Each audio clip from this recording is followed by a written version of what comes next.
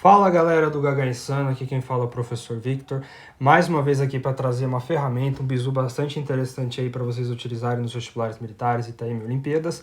Hoje vou trazer para vocês uma técnica que eu gosto de falar, que é a técnica de onde você desliga a gravidade ou desligando a gravidade. Embora seja uma brincadeira, é uma tática, é uma forma, né, bastante interessante da gente poder analisar o movimento de projéteis, tá? Então, você quer analisar o projétil de uma forma diferente, não equacionando, não com aquelas equações gigantescas, rotacionando o sistema de coordenadas, tendo que decompor o campo gravitacional, tá aqui uma ferramenta muito legal, tá? Essa ferramenta, ela foi elucidada inicialmente por Pierre Lucy, tá? Matemático físico, né, bastante importante aí para nós, trouxe uma série de coisas interessantes, por exemplo, também em ótica, né, o método de Pierre Lucy. O que ele observou? Ele observou o seguinte: dado o movimento de um projétil, que eu coloquei aqui como esse arco parabólico, eu posso desenvolver o mesmo da seguinte forma. Eu posso fazer uma análise vetorial do seu movimento. Então, dado o movimento parabólico que se inicia neste ponto aqui, vermelho, e que termina neste outro ponto aqui, este arco parabólico pode ser decomposto numa análise vetorial desses dois vetores. Qual que é a vantagem disso? Ele observou que as leis físicas, tanto para este movimento, tanto para este diagrama vetorial, tanto para essa representação vetorial, são as mesmas. Logo, ele quis utilizar essa diagramação vetorial para a gente poder analisar os problemas dos projéteis. Como que a gente vai fazer isso daí?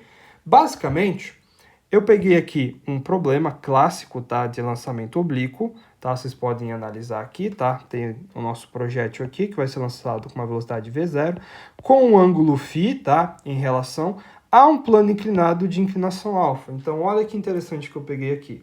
Não peguei aquele lançamento oblíquo clássico, né, que é mais tranquilo, que geralmente o pessoal vê no ensino médio, que é o lançamento oblíquo no plano horizontal comum, tá? Que a gente simplesmente vai lá e faz análise em x e y e resolve o problema sem muitas dificuldades.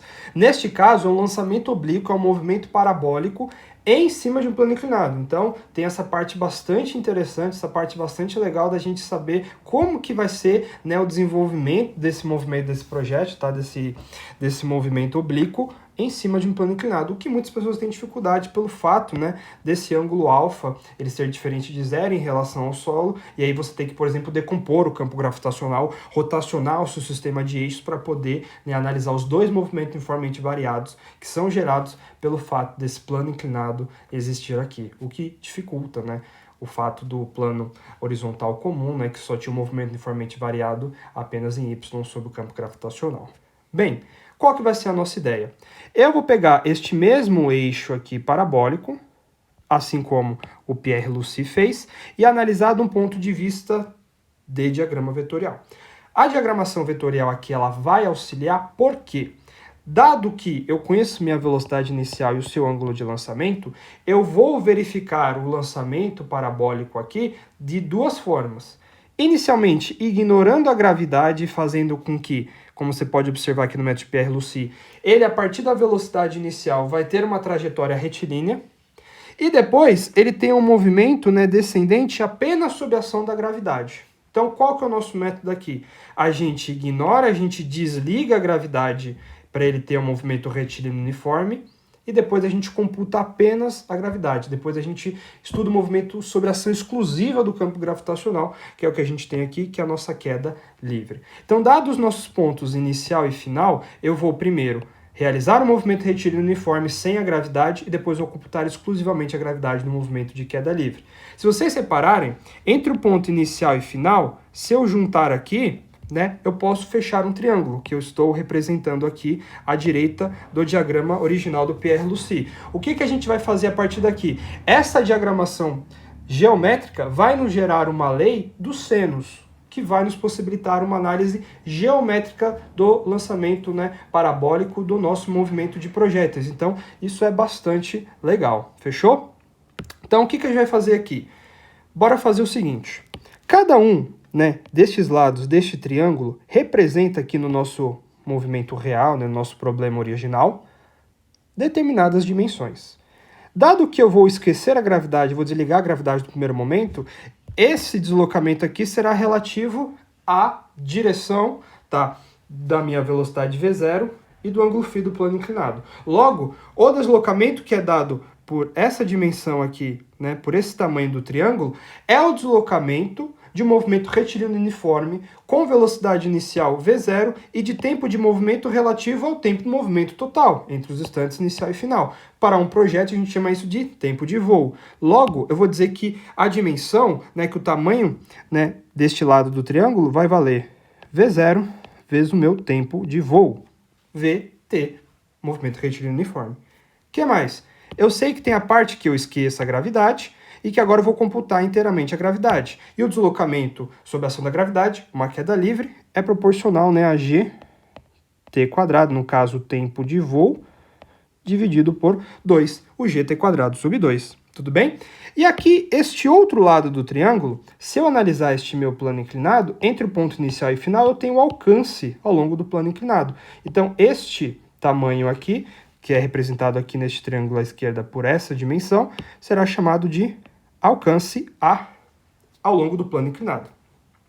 Para mim completar minha lei dos senos, eu não preciso, né, fazer muito mais coisa. Só agora saber os ângulos. Então eu preciso saber este ângulo e este ângulo.